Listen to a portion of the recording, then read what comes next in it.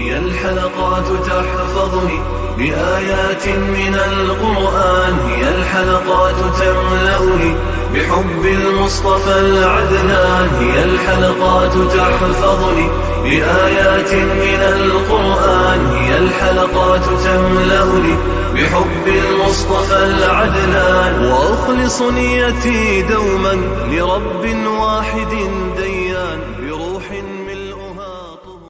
Sure Kaf tefsiri 16. ayetten başlayıp okuyayım inşallah. Bismillah, elhamdülillah ve salatu ve selam ala Resulillah. Esselamu aleyküm ve rahmetullahi ve berekatuhu. Tövende diktanlığa İbn Kathir rahimahullah'ın Kur'an-ı Kerim tefsiri Uygurca tercümesi Kaf suresi 16. ayetinden başlayıp okuyayım inşallah. Euzu billahi mineşşeytanirracim. Biz hakikaten insanı yarattık. Biz onun könglige kelgenini bilimiz. Biz onun can tomurduğunu yıkınmız. İnsanın on tarafıda ve sol tarafıda oturup hatırlaydıgan iki perişte var. İnsanın söz hareketi hatırlanıvatkan vakitte o kandak bir sözünü kılmasın, onun aldıda haman perişte hazır bulup küzütüp durdu. Ölümün sekiratı hakikatini elip geldi. Yani ahiretini inkar kıyıcı, ahiretinin dehşetini enik gördü. Sen onundan yani ölümden kaçattın. Sur çilenidi. Yani şu küffarlığa azap vaadi kılıngan gündür. Her insan mahşergah kelidir. Onun bilen onu mahşergahka heydügücü ve onun emiligi guvah boğucu iki perişte birli kelidir.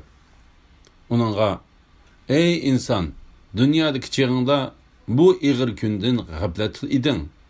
Hem de perdağını senden kötürüp ettik. Bugün közün ötkürdür deyildi. İnsandaki bütün işlerini Allah Teala'nın bilip durduğanlığı ve küzütüp durduğanlığı doğrusudur.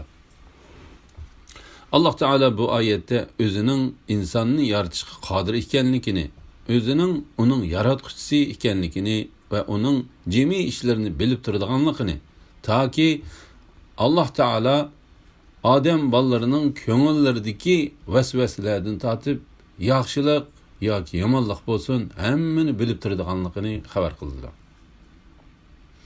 İmam Buxoriy Payg'ambar alayhissalomning mundaq deganligini rivoyat qiladi. Shubhisizki Allah Teala mening ummatimdan ularning ko'ngillariga kelgan yomon ishlarni, ular uni so'zlamagan yoki amaliyat qilmagan bo'lsalar kechirdi.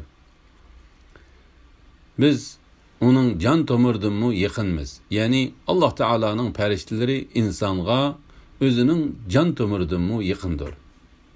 Kimi ki bu ayetteki yıkınçılıkını Allah Teala'nın bilip duruşu deb düşündürse, o çokum Allah Teala'nın insanın kışığı düşüşü ya ki onun ruhi bilen birleşişi lazım bulup kılışıdan kaçıp şunda kıygan buludu.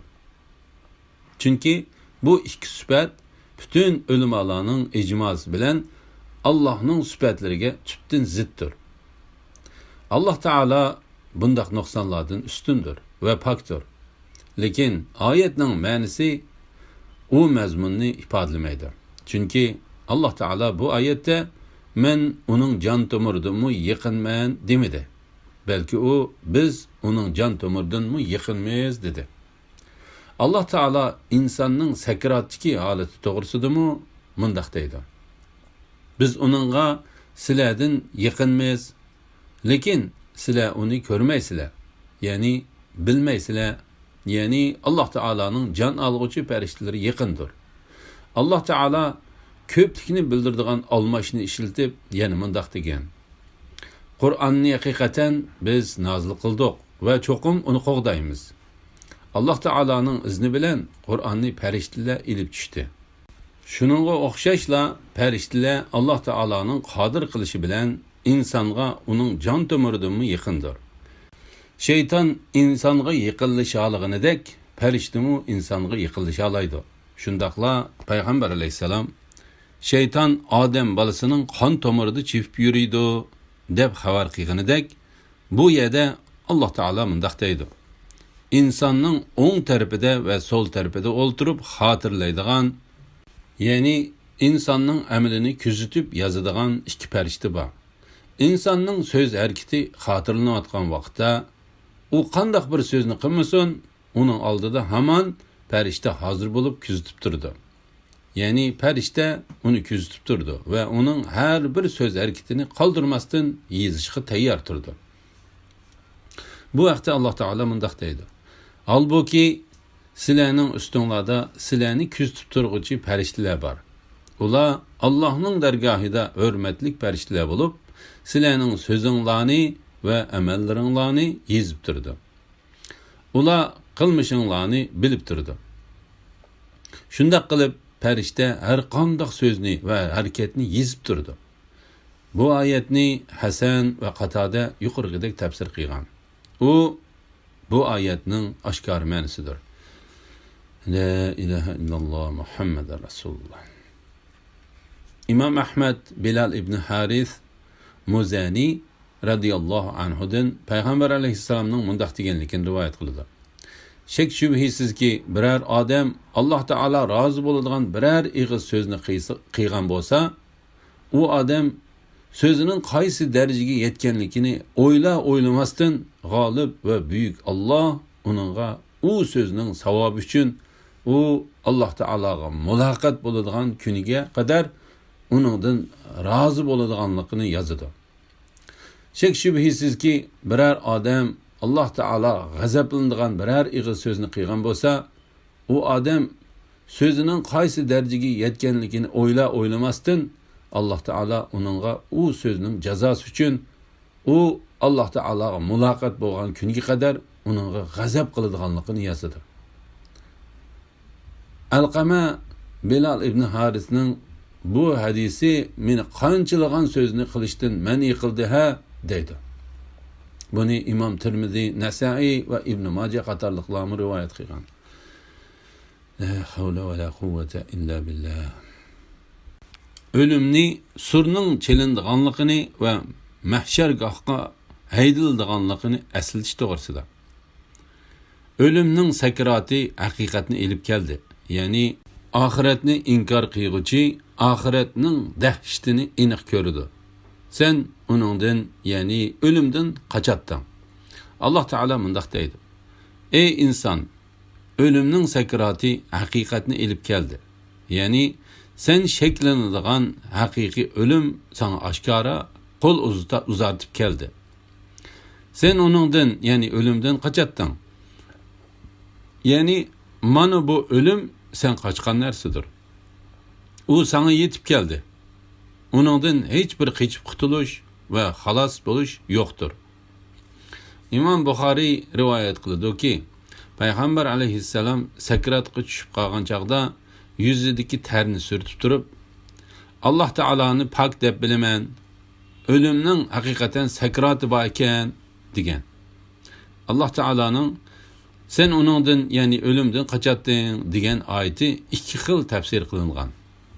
Onun biri sen qutulishga tirishgan ve qaçqan ölüm sana rastlı yetip gelip bu soğanğa düştü degandan ibaret. Yani biri sen qechishqa ve qutulishqa qodir bo'lolmagan ölüm ana shudur.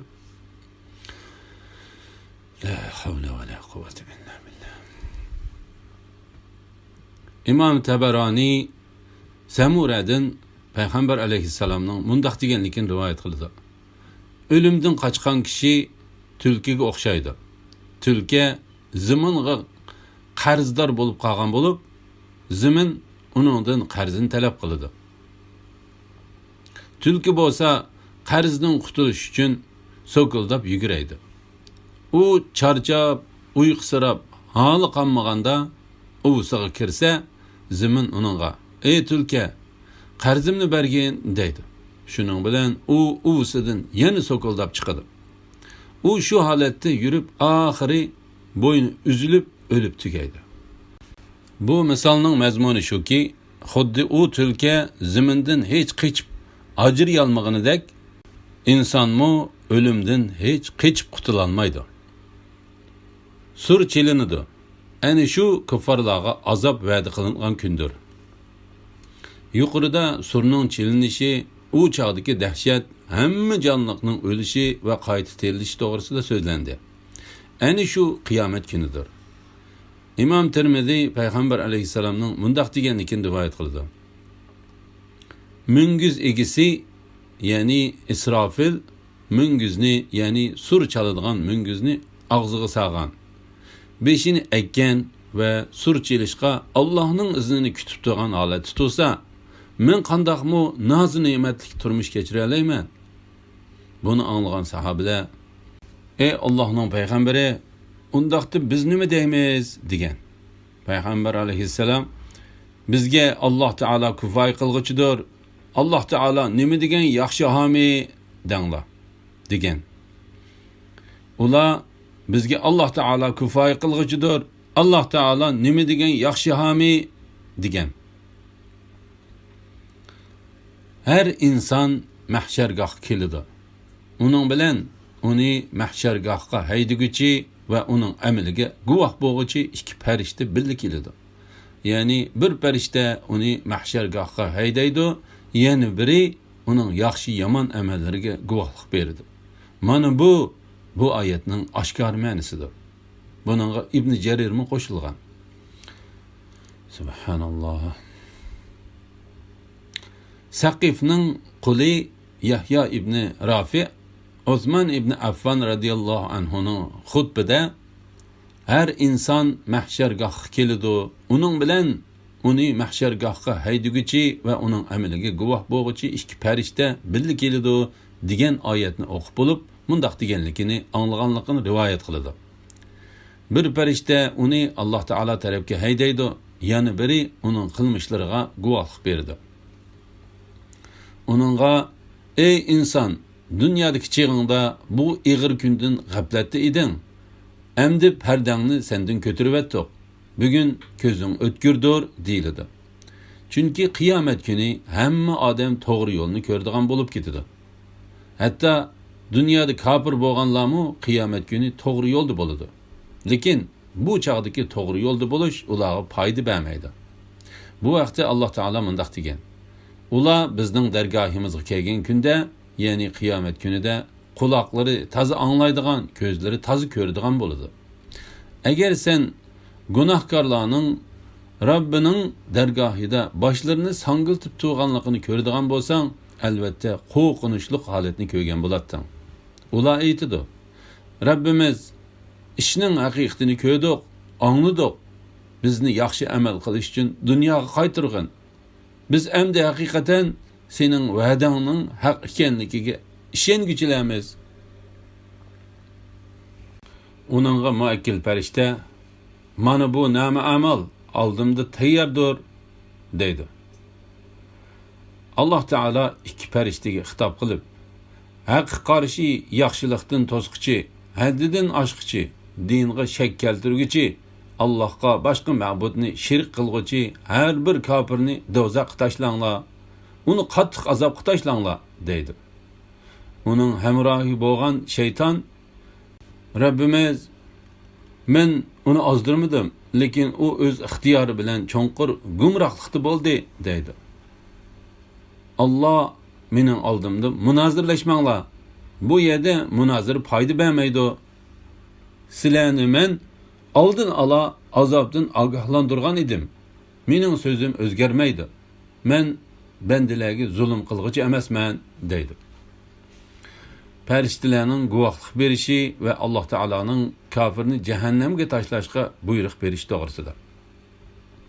Alloh taolo bu oyatda odam avlodining amaliga muakkal farishtaning qiyomat kuni uning qilmishlariga guvohlik berib mundaq deydiganligini xabar qiladi. Mana bu nam amal oldimda tayyordir. Ya'ni hech narsa qo'shilib qo'yilmasdan va kengaytirilmasdan tayyorlab hozirlangandir. Shu chaqda Alloh taolo insonlarga adolat bilan hukm qiladi. Ondan mundaq deydi. Alloh taolo ikki farishtaga xitob qilib, haqqa qarshi yaxshilikdan to'squchi, haddidan oshquchi, dinga shak keltirguchi, Allohga boshqa ma'budni shirk qilguchi har bir kofirni do'zaxga tashlanglar. Bu oyatning oshkor ma'nosiga asoslanganda xitob uni haydab kelguchi va uning qilmishlariga guvohlik berguchi ikki farishtaga qilingandir. Chunki ularning biri uni hisob maydoniga haydab keladi. Guvohchi farishta uning qilmishlariga guvohlik berib bo'lgan chaqda Alloh taolo u ikki farishtaga uni jahannam o'tiga tashlashga buyruq berdi. Jahannam nima degan yomon joy? U kafir to'limi kufrlik qildi. Haqni inkor qildi. Haqqa qarshi chiqdi. Haqning haq ekanligini bilib turib, botil bilan uninga qarshi turdi. Yaxshilikdan to'sqichi, ya'ni u o'z ustidagi yaxshilik qilish, sil rahm qilish va zakot berish qatorliq haqlarni ado qilmadi. Haddidan oshqichi, ya'ni u o'rinsiz va yomon yo'llarga pul sarf qilishda chek-chegirdan o'tib, haddidan to'limi oshdi. Qatada bu oyatni u so'zida, mingishtirishida va boshqa ishlarda haddidan oshdi deb tafsir qilgan. Shak qilguchi, ya'ni u o'z ishida shak qildi va o'z ishiga nazar solgan kishiga gumonda bo'ldi. Allohga boshqa ma'budni shirik qilguchi, ya'ni u Alloh taologa shirik keltirib boshqa ma'budlarga cho'qindi. Uni qattiq azobga tashlanglar. Imom Ahmad Abu Said Xudri radhiyallohu anhudan payg'ambar alayhisalomning mundaq deganligini rivoyat qildi. Davzaqdan bir bosh chiqib, bugun men mundaq 3 kishiga bosh bo'ldim. Ya'ni har bir haqqa qarshi chiquvchi zolimga, Alloh taologa boshqa ma'budni shirik qilguchiga va nohaq odam o'ltirguchiga bosh bo'ldim deydi.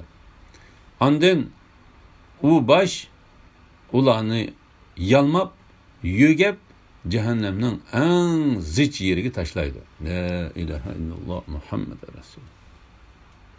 İnson bilan shaytonning Alloh taolaning dargohida husumat qilishishi to'g'risida. Uning hamrohi bo'lgan shayton, Rabbimiz men uni ozdirmadim. Ya'ni qiyomatga kofir holatga kelgan insonning uning shaytoni uningdan ado juda bo'lib, Rabbimiz men uni ozdirmadim. Ya'ni men uni gumroh qilmadim, lekin u o'z ixtiyori bilan cho'nqur gumrohlikda bo'ldi deydi. Ya'ni u o'zligidan botilni qabul qilib, haqqa qarshi turib gumroh bo'ldi. Bu vaqtda Alloh taolo mundaq deydi. Ish bitganda, ya'ni hisob tugab, jannatilar bilan davzixilar ayrilib bo'lganda shayton Alloh haqiqatan sizlarga itoat qilguvchini mukofotlash, osiylik qilguvchini jazolashdan iborat rost va'dini qilgan edi. Va'dasiga vafo qildi. Men sizlarga o'lgandan keyin terilish, savob, jazo deganlar yo'q deb yolg'on va'da qilgan edim. Va'damga xiloflik qildim. Sizlarga mening kufriga, gunohga zo'rlig'idek hukmronligim bo'lg'ini yo'q. Men sizlarni faqat gumrohlik qilib da'vat qildim. Sizlar da'vatimni qabul qildinglar. Shuning uchun meni ayblamanglar, o'zinglarni ayblanglar. Men sizlarga yordam berib, sizlarni qutqiza olmayman. Sizlarmi menga yordam berib, meni qutqiza olmaysizlar. Men sizlarning burun meni Allohga ibodatda shirik qilganliginglarni e'tirof qilmayman. Shubhisizki zolimlar cho'qim qattiq azobga duchor bo'ladi deydi. Alloh mening oldimda munozirlashmanglar. Bu yerda munozara foyda bermaydi. İnson bilan uning jinlar tarafidan bo'lgan hamrohi shayton ikkisi Alloh taoloning oldida munozirlashib, inson ey Rabbim, men Qur'on kelgandan keyin bu meni uningga ergishishdan ozdirdi desa, shayton qopib, Rabbimiz men uni ozdirmadim, lekin u o'z ixtiyori bilan cho'nqur gumrohlikda, ya'ni haq yo'ldan intayin yiroq bo'ldi degan chaqda g'olib va buyuk Alloh u ikkisiga mundaq deydi. Mening oldimda, ya'ni mening huzurimda munozirlashmanglar. Bu yerda munozara foyda bermaydi. Sizlarni men oldin ola azobimdan ogohlantirgan edim. Ya'ni sizlarni o'zir aytmasliginglar uchun men payg'ambarlarning tillari orqali sizlarni bu kundan ogohlantirdim. Kitoblarni tushirdim. Sizlarga bu vaqtda dalil paketlar, hujjatlar va ochiq bayonlar ko'rsatildi. mening so'zim o'zgarmaydi. Mujahid bu oyatning ma'nosi haqida, ya'ni men hukm qilib bo'ldim, boshqa hukm qiluvchi emasman deganlik bo'ladi dedi. Men bandalarga zulm qilguvchi emasman. Ya'ni men birovni boshqa birovning gunohi bilan azoblamayman. Lekin birovni azoblasam faqat uning gunohkor ekanligiga dalil pokit to'liq ko'rsatilgandan keyin ondan azoblayman. Alhamdulillah. Yuqorida sura Qof tafsiridan 29-oyatgacha angladinglar. Oxirini keyin qitimliq o'qishimiz davomlashtiramiz inshaalloh. Va sallallohu ala Muhammad va ala alihi va sahbihi ajma'in. Assalomu alaykum va rahmatullohi va barakatuh.